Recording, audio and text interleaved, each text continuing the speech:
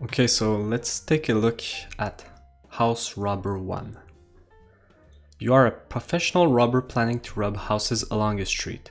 Each house has a certain amount of money stashed.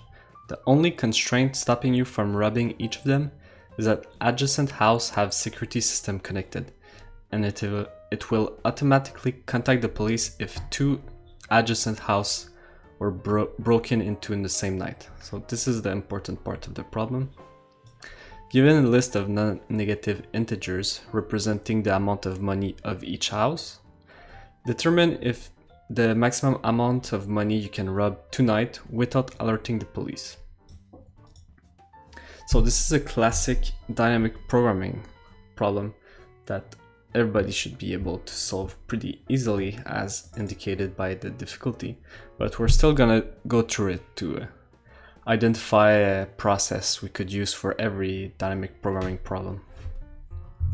So first we want to identify the constraints defining the problem. So let's take the example given here, 1, 2, 3, 1.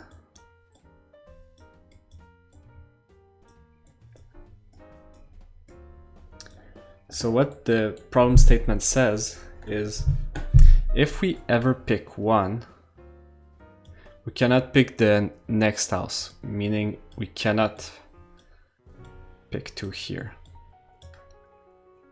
So that means we have to jump over the next house for our next decision.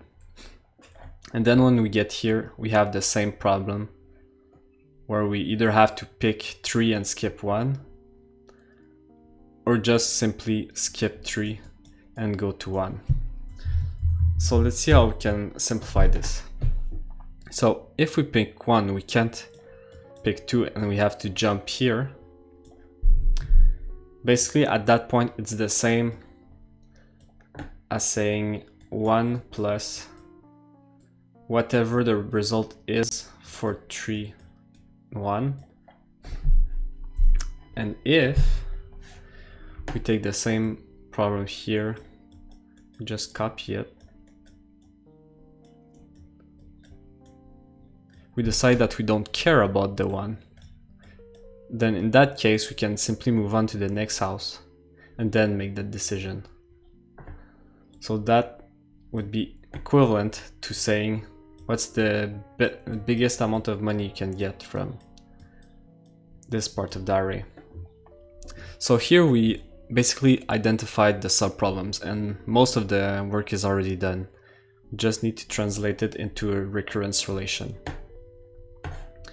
So what this means is nums I plus dp of n plus 2, and here is just dp1 for. So we can write that down. So for any position dpi, its value will be determined by the max, because we're trying to maximize the amount.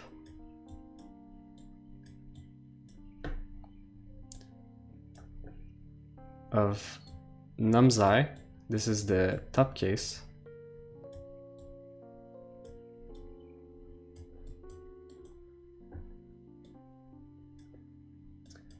plus dp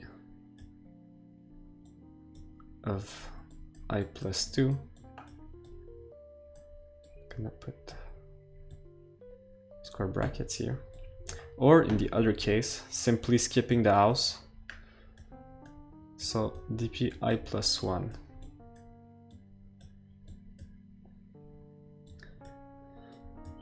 So last thing we may have to consider is what happens when we get out of the array. So let's say we're at 3 and we decide to pick 3 and we jump outside here. Well, we basically reach the base case. So if dp is, well actually it's if I is greater or equal than the length of nums. Well, you ask yourselves, what happens if you don't have any houses? Well, we simply don't have any money. Then we would just have 0. So let's run arrow here.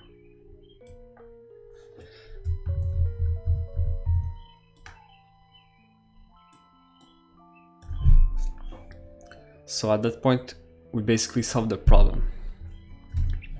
So if we look at the code for that, here I went with a top-down solution because I think it's the easiest to implement, the most straightforward, and it helps make a conceptual model of the problem, because you can see like the function is basically a translation of the recurrence relation into code here, where you can just say dp of I equals the maximum of dp of I plus 1, or nums I plus dp of I plus 2, and add the base case, and usually you're done, even for harder problems. And that's basically it. Thank you for watching.